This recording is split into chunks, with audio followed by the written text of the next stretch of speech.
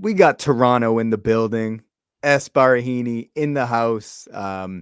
S NBA reporter for SDPN Sports, the You're right. Objective Basketball Pod. One of the co-hosts there. Big time Toronto Raptors guy. Toronto in the building. S, how you doing, brother? I'm good, man. I'm good. Appreciate you having me on. This is like my favorite Celtics pod. It's yeah, no, for real. It's good to catch up as always. So ready to talk Celtics. I know we got a big game on Saturday. Dude, we have a big game. But first, man, I was doing some research on my guy, and I came across Esfandiar Barahini's IMDb page today. Oh God. All right, that's fine. And bro, I'm not gonna show it for everybody, but go check it out. You got some acting chops, dude. You can act. You can act a little bit. Yeah, man. Yeah. No, I mean, look, yeah, that's like the that's my alternate, what is it? Secret identity, whatever it is. I Well, don't know that's how not to a put it secret out there. anymore, man. It is not secret. No, no. I mean, no, I don't make it secret to anybody. Anybody Right. who can kind of look it up. But yeah, yeah, Let me I let me I let me do some just share acting my chops screen on the side, man. so I can show people just this man. This is one image, bro. Your face. Oh my God. Look at Oh that. God. Look at Yeah. the passion, man. Look at the passion on your face, Yeah, the tears in man. the eyes.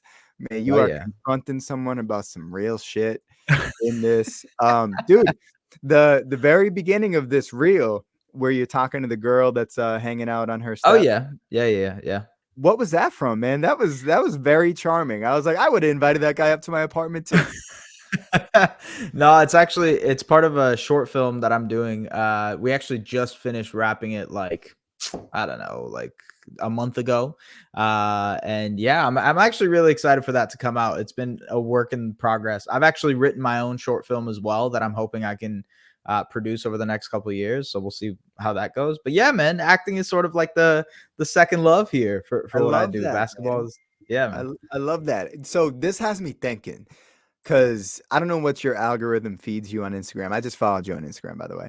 Um, Okay, dope. and recently I made the mistake of clicking on like one ad for a bathroom renovation. So now my algorithm is just 100% home improvement projects. But before, because I'm in a band and I'm trying to learn how to mix music and all that, Oh yeah, I yeah. I saw some, like, I think it was for some audio stuff, 'cause I know that you're a hip hop head, and Yeah. it looked like you. Have you ever done any modeling for, like, any sort of No, Instagram ads? no, I Okay. have not. I But, have dude, not. But when I see this ad, Imma take a picture of it and send it okay, to you. dude. I have one of those faces. Everybody's like, "Oh, you look like this person. You look like that person." I just have one of those faces. I don't know what it is, but yeah.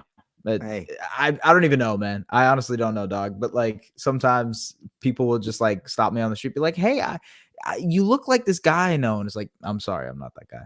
I'm not that guy." Dude, Yeah, I've gotten that my whole life, man. It's so funny because, like, now I got facial hair, right? But before baby yeah. face, I look like a different person. My fiance says that when I shave my face, I go from Greg to Craig. So Nice. no facial hair, I become Craig. But there's so many times because I live down here in Austin, Texas, and I look like a fair amount of people that live down here. I get stopped all the time, and I was a teacher for a little bit. So I'm Mhm. always wondering, like, oh, is this a former student of mine that's like Right, remembering right. me from Yeah, somewhere, but they can't quite make the connection. But it's yeah. funny, man, when you have one of those faces and people stop you on the street, and you're like, sorry, bro, I ain't that guy. Yeah, exactly, exactly. I don't know what it is, man. I don't know, but yeah, you're right. Maybe it's just like different archetypes of people. You remind people of someone. I don't know what it Right, is, but right. yeah, yeah. That's Thank cool, you though. for I bringing was, up the man. Yeah, appreciate you. dude, Thanks for the it's plug. I was pleasantly surprised. You're a cool guy, so I figured, you'd at least Appreciate you. the charisma would at least come through. But you had a wide range of emotions there in that reel. I can see Yes, why sir. somebody would hire you. I'm excited. Hey, yo, when I'm gonna connect you with my buddy Phil. Phil, he's a movie producer based out of Dope. Boston, but he lived out in LA for a little bit. He used to work for this company called Burn Later, but one of his films won the South by Southwest Film Festival last year Oh, for that's dope. comedy. Yeah, That's but I'll really dope. connect you with him so you Okay, guys can chat. cool. Yeah, That's he's a really cool dope, dude. man. He That's really listens to dope. the pod, so he'll probably just like Oh want to yeah. hit you up anyway. But we're here. We're not here to promote S's acting. We're here to talk about basketball as much fun as that is. Celtics Raptors coming up this Saturday. I just want to hear from your perspective, Yep. what's going on with the Raptors this season. I tuned into the game against the Spurs where I saw the Raptors come back. So that's the only sample size that I have right now. Yeah.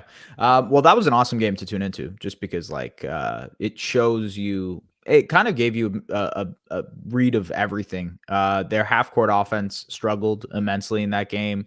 They were really, really trying to get advantages, but they just couldn't. Wemby's interior presence was really a problem in the first half. They weren't able to cause turnovers. They weren't able to get out in transition. And like that's the Raptors ethos as far as like what they're trying to do this season is, hey, let's run the ball a lot. Let's score a ton in transition and let's hang our hat on the defensive end. And they didn't do that a lot in the first half of the Spurs game. Second half came and they adjusted. They played better defense, and Scotty Barnes showed out and absolutely dominated. And that's sort of been the recipe throughout this season so far. It's, hey, the defense will be there. Second half, Scotty's going to come in and try to take this thing home. And I think that's sort of what we can expect on Saturday as well. It's Saturday that they're playing, right? Yes. And Yeah, the time we're we can recording expect. this on a Wednesday. So Raptors are currently 3-4 right now. Yes, and they play the Mavs tonight, so we'll see what happens there. But ultimately, I think that's what the Raptors' game plan is throughout the season. It's, hey, we're going to be a force on the defensive end. We're going to be dominant on the defensive end, and then we're going to try to use that to get out and transition a bunch. If the transition game isn't working, our half court offense is going to struggle. We're going to look to Scotty Barnes to see what he can do and what he can create out of that. And I'm working on a big time Scotty Barnes article right now. So that's sort of what has my mind captivated. But yeah, that's the game plan when it comes to the Raptors this season. Well, we got to talk about Scotty. I don't know if you remember, but Scotty's my guy. I made the Yes, I remember. Yeah. proclamation year two Giannis. The first time I saw him play in the preseason his Yeah. rookie year, I said he looked like year two Giannis Antetokounmpo. Obviously, Scotty struggled last year. So what is it about? So what's the new coach's name again? Darko Rajakovic. Okay, so I'm not going to say the last name. What is Darko doing for Scotty that has allowed Scotty to kind of step up into this new role that Nick Nurse wasn't allowing him to do?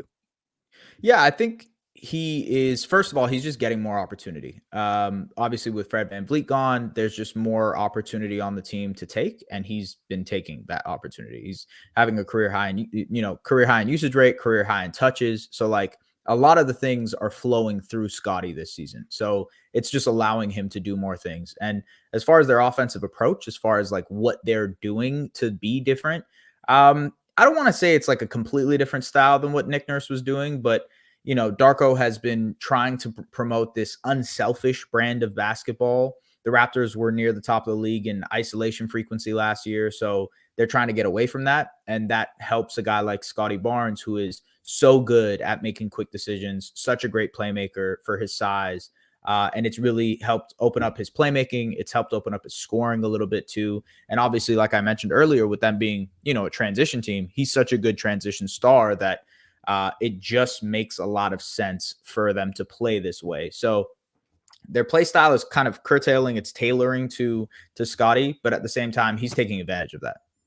And that's great to see, man. So many people were down on him after last year, which wasn't really his fault. Yeah, he didn't shoot the ball that well, but the team wasn't designed for him to be the focal point, right? And with Yeah. Darko's new system, it does seem like he's getting a lot more of those opportunities. One thing that I'm loving out of Scotty, obviously the shooting percentages are very high right now. The Yeah. buzzword around every NBA podcast at this point in the year is sample size. So small sample size, but Scotty Barnes is shooting the hell out of the ball. I was so impressed with him and OG. I think in that Spurs game, OG had like 8 threes Yeah. or something like that, some crazy number. Yep. And they both look like I don't know if they're more empowered. They have a green light to shoot the ball that maybe Nick Nurse didn't give them. It seems like the ball is less in the hands of Siakam. So how are you seeing Siakam's place within this offense? And then also just your thoughts on OG. Yeah, I mean, look, just to quickly go on OG, he fits perfectly well with Scotty and what they want to do. Like, it hasn't been super successful yet, just because they don't have the shooting to work with. But when it's been Scotty Barnes plus OG plus Gary Trent Jr. and Grady Dick and all them, like just a bunch of shooting next to him, it has looked really fun and really good offensively, just because he can work so well with guys like that. So that's why OG excels. He's like two-way performance, one of the best defenders in the league, but he can also shoot the hell out of the ball. So he works really well with a guy like Scotty Barnes. As far as Pascal, To be honest with you, I think him and Pascal are being put in similar positions. Although, to be fair, I think Scotty, just because of the ball handling responsibilities, has been given more to do.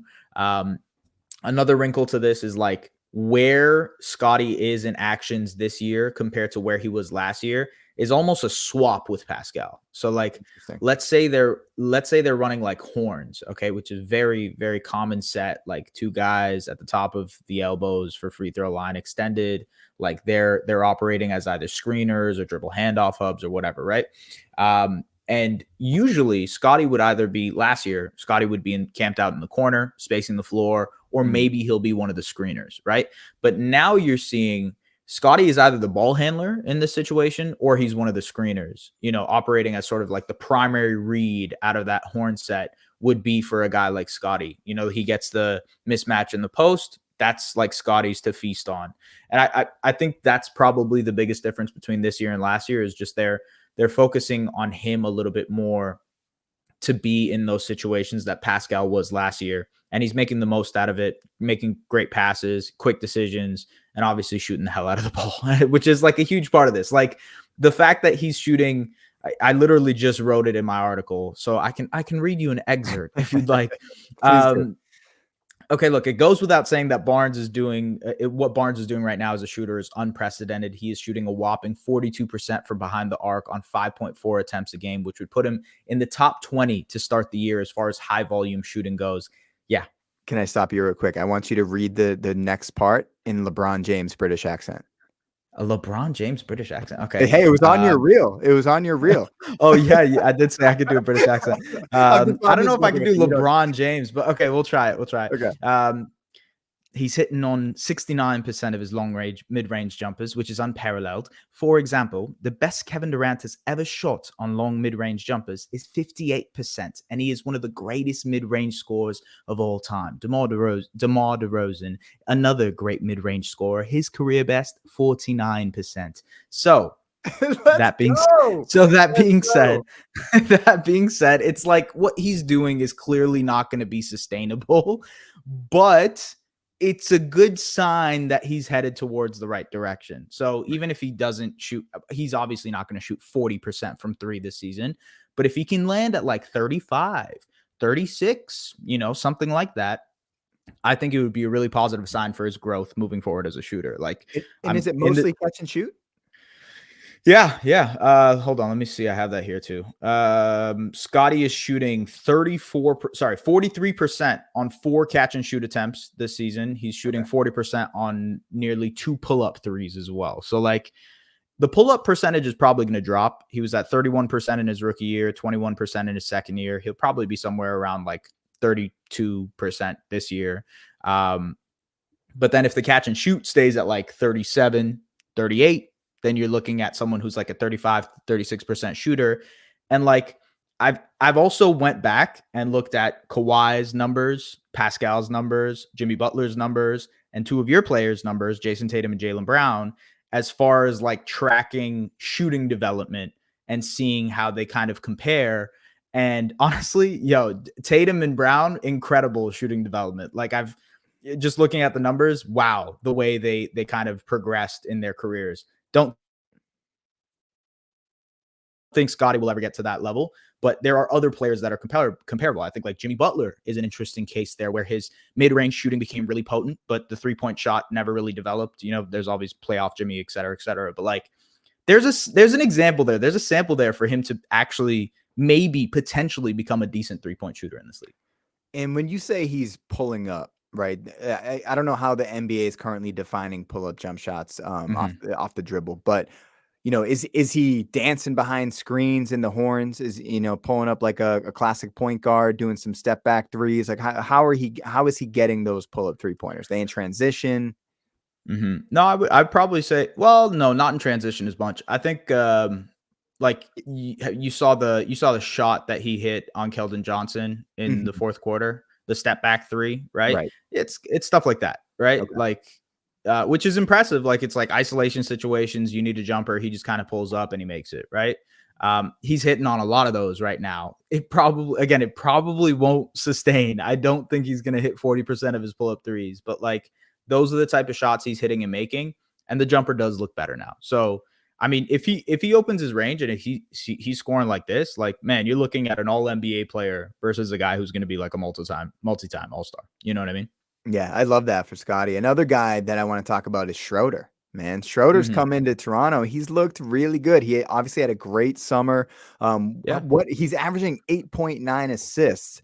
Now, with Yeah. Schroeder getting assists, sometimes, when he was in Boston, sometimes he would have selfish assists. Where it's like, is that really the right basketball play? Did you like kind of the Rondo, the way that Rondo might get assists back in the day, where I think that he's he can doing that pass the again, ball? by the way. He's Okay, definitely doing that again. okay, I okay. even like looking back at some of the assists, you're just like, man, they are juicing Schroeder's assist numbers because like, he'll pass the ball and then the guy who catches it will maybe do like a 1-2 pull up dribble or something like that. Like he'll create the advantage himself and Mhm. Schroeder will still be credited with the assist. So it's like, Right.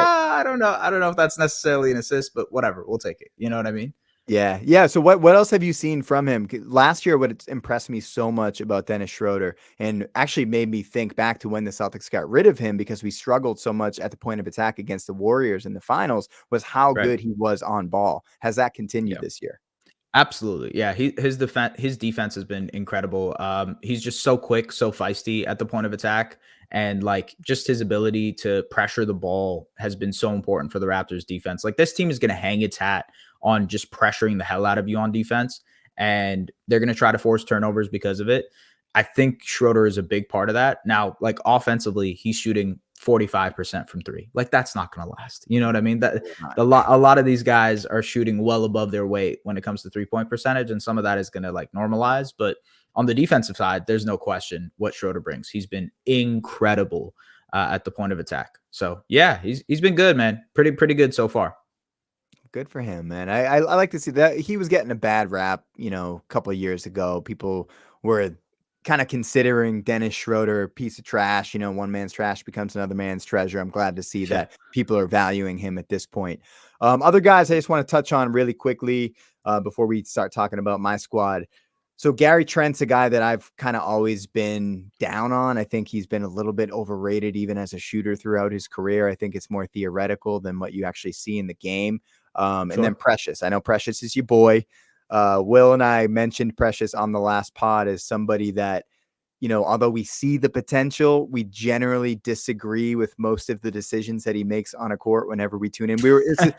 This was in the context of Karl Anthony Towns. I'm not going to put Precious in the Okay, same fair. conversation as that for bad decision making. But where are those two guys right now? How are you seeing their development?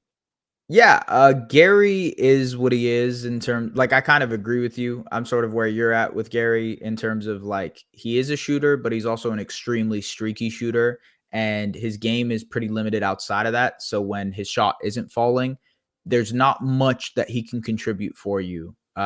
Which is I mean it's really disappointing obviously, but I think You need him. um yeah, they need a guy like that off the bench to be shooting. And like, if you look at his 3-point percentage month to month for the last couple of seasons since he's been a Raptor, it's like up, down, up, down, up, down. It's just very, very inconsistent. So it comes with a guy who's a microwave scorer. You got to kind of live with that when you have a player like that.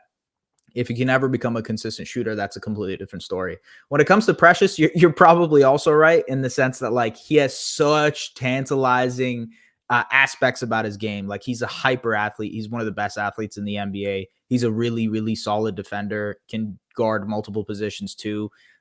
He had that stretch post All-Star break, I believe 2 years ago, where he was shooting like 40% from three, but it just hasn't materialized into anything consistently. And it's unfortunate because this season he's been sort of derailed with injuries too. And I don't know if he'll end up playing on Saturday versus Boston, but he's an interesting player. And I think at the very least, the Raptors, he's headed into restricted free agency this year. Okay. Uh, I imagine they re-sign him and maybe to like a smaller deal just to see what else they have there because he could be an important part of this team if he ever becomes what he could be. You know what I mean? For sure. So is your starting five right now Schroeder, Barnes, Anunoby, Siakam, and Pirtle? Yep. Yep. Okay. So let's talk about the matchup on Saturday, Celtics and Raptors.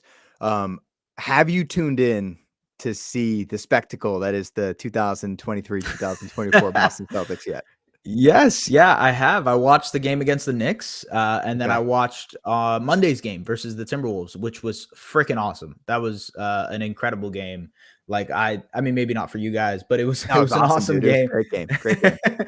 Yeah, I mean, look, Ant versus Tatum, they were going back and forth. Jaylen Brown had an incredible first half. Like he was Mhm. dunking on everybody. It was a really really fun game to watch. Kudos to the Timberwolves, who just like defensively locked in very, very well. And I love what they're doing on the defensive side of the ball. But I guess my main takeaways from the Celtics this season is, my God, how much space they have on the offensive end of the floor.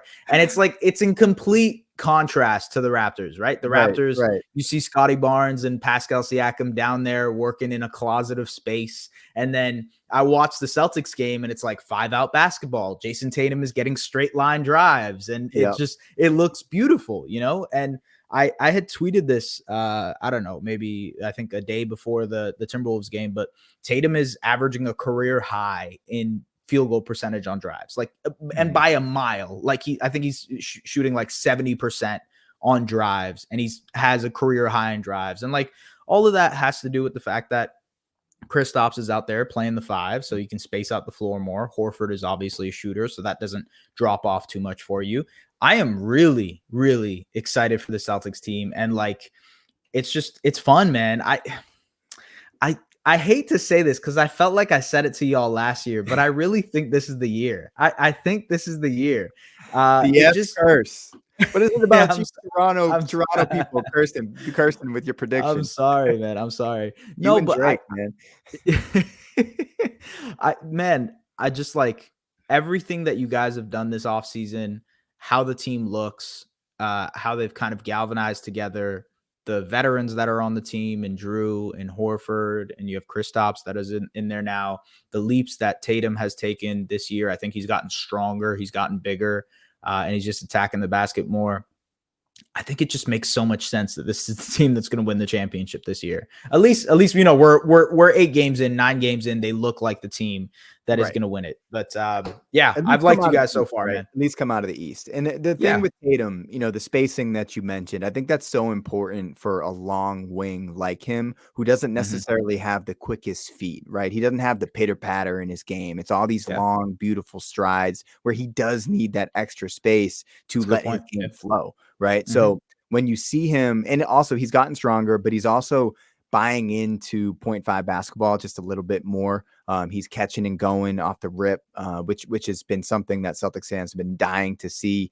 Not as much like James Harden. James Harden just doesn't shoot spot up threes. He takes Yeah. the rhythm dribble and all that. Tatum has a little bit of that in his game, but this year, there's a big emphasis to get him going on the post. He Yeah. loves the Smitty on the baseline, spinning back to the baseline and finishing over people.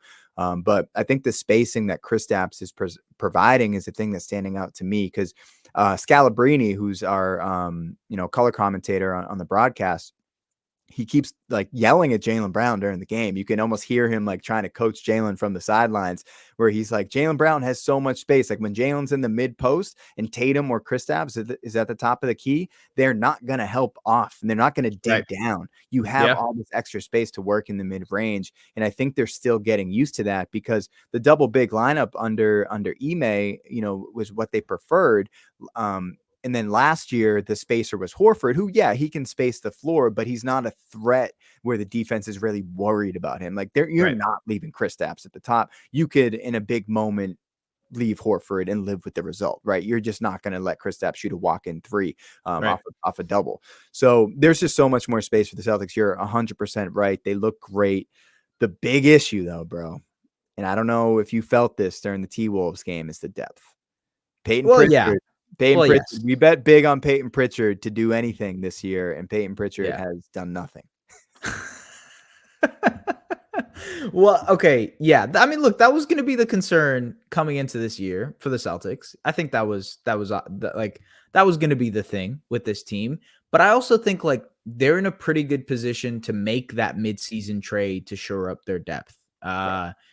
I believe you guys have a few picks still in the cachet. We do, and we have a bunch of second round picks.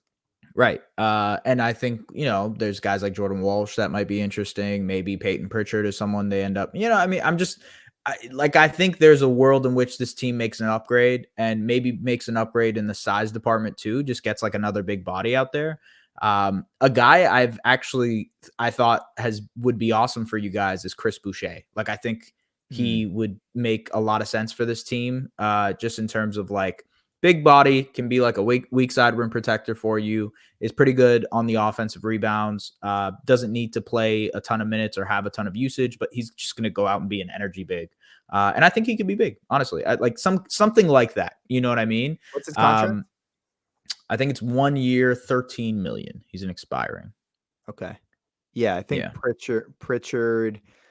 Yeah, I mean, I don't. We can make a deal right now. I'd have to look up the salary.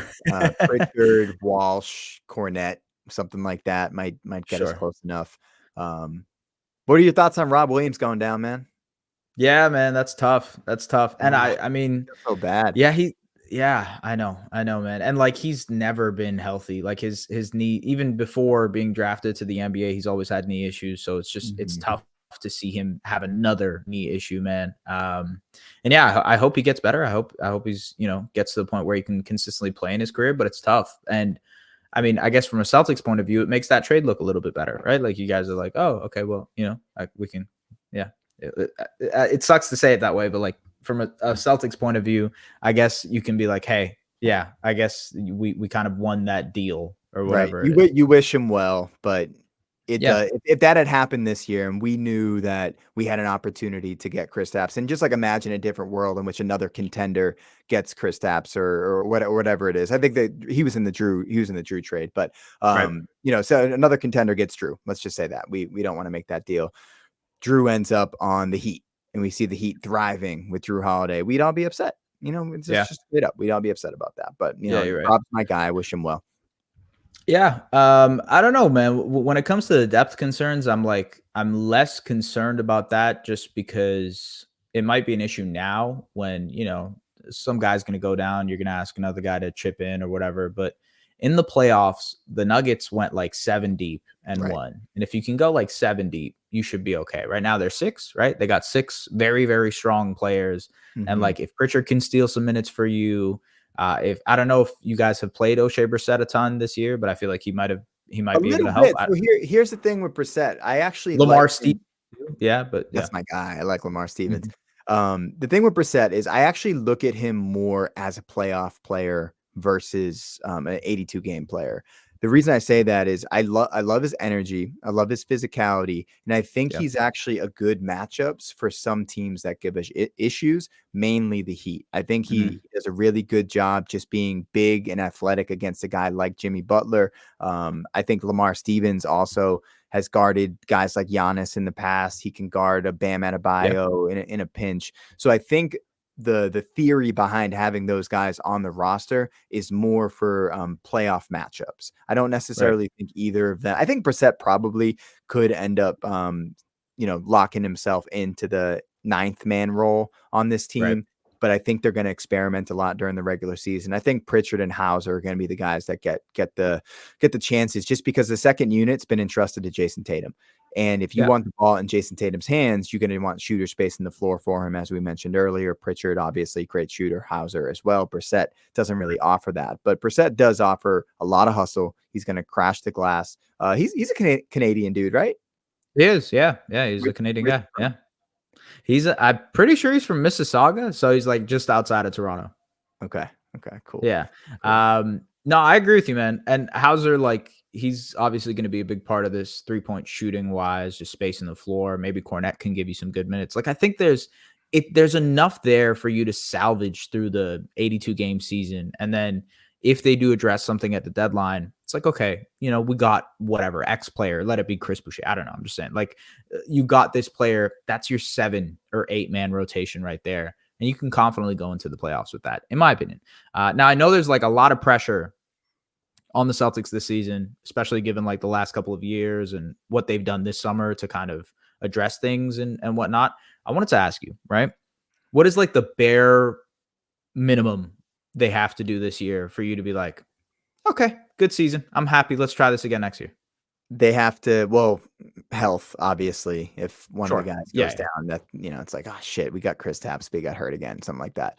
Yeah. But I think that's the biggest thing. I don't think there's a lot of I honestly don't think there's a lot of pressure on this team in terms of the on-court product. I think it's just, can they stay healthy? I think they're so overwhelmingly devastating for all other teams that I just Mhm. don't think anybody in the East is really going to be able to hang with them, if I'm being completely honest with you. I don't know what you've seen from the Bucks. I haven't liked what I've seen thus far. I think there's a lot of holes that the Celtics would be very easily could exploit. So for Right. me, they got to get out of the East. If they're healthy, they Mhm. got to get out of the East. And then depending on the matchup in the finals, man, like if we go up against the Nuggets, I think it's pretty hard to pick against the Nuggets at this point, just because Jokic really is that dude. But if it's anybody other than the Nuggets, I think the Celtics should be favored to win. I'd be disappointed if they didn't. If they played the Nuggets, I would, take it to 7 games, really, really push Right. them to their limits. And then game 7, we'll see what happens. But definitely getting out of the East, NBA finals appearance. And then we'll see if Jason Tatum's ready for that, to really be that dude, man. Yeah. Fair enough, man. Fair enough. I How mean, about with, I how about like with the y'all.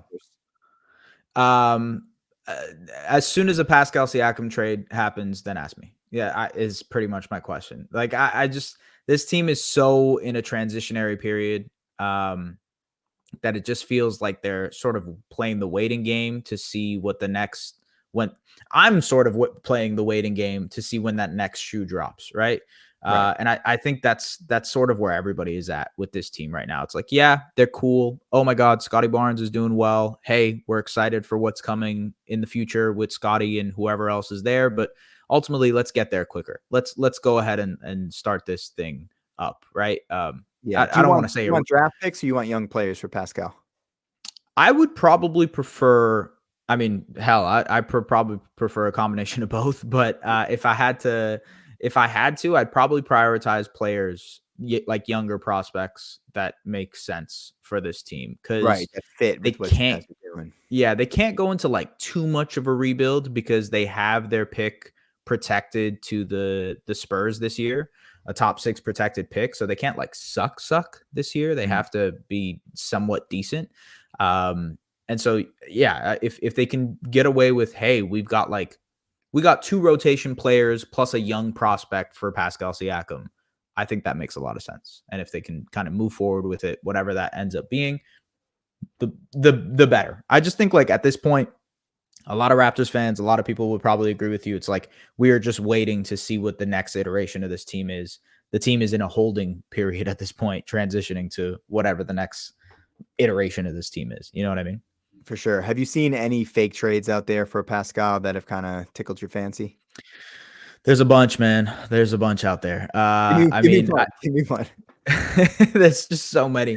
Um, yeah, okay, let's see. I mean, I love the Hawks one. I'm a fan of the Hawks one. I just don't think it'll happen anymore because What is Jalen that one? Johnson has been so good. AJ Griffin, Kobe Buffkin, plus I think like DeAndre Hunter would be the salary going out or something like that. And then, yeah, that would be essentially the deal. Maybe you get a pick out of that too. I don't know. But yeah, something along the lines of that. I don't think that happens anymore because Jalen Johnson has really broke out Hooping. for the Hawks this Hooping. year. Like he's hooping. Yeah. And like, I don't think the Hawks revisit that conversation.